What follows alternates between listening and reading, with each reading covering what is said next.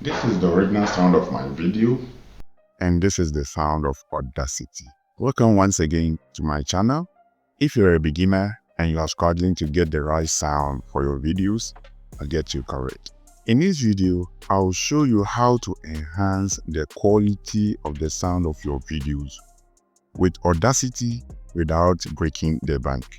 I don't want to waste much of your time. Let's start the video. So Audacity is a free audio editing software. It has a lot of functions, and in this video, I'm going to use the noise remover function. First, open Audacity and import your audio file. You can do this by going to File, Import, and Audio, and search for your audio, or simply you can drag and drop your audio straight into Audacity. Once it is in, you will see the waveform of your timeline. Now let's clean up the background noise. Highlight a section where no one is talking, just the background noise. Go to Effect and go to Noise Remover and Repair, and go to Noise Reduction and go to Get Noise Profile. Then select the whole audio, go back to Effect, Noise Remover and Repair, Noise Reduction, and click OK. This will remove unwanted hums, fans, or statics. Next, we are going to normalize the audio so the volume level are consistent. To do this, go to Effect and come to Volume and Compression, jump to Normalize. Make sure the frequency is set to -1.0 dB and click Apply. Now, let's enhance the tone of the audio. To do this, go to Effect, EQ and Filters, and then go to Filter Curve EQ.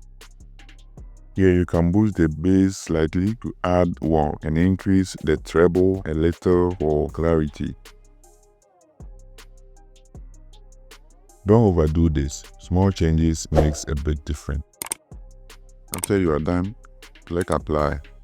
To even out the loud and soft part, let's add compression. To do this, go to Effect and go to Volume and Compression, go to Compressor, and set the threshold to -18. And click Apply.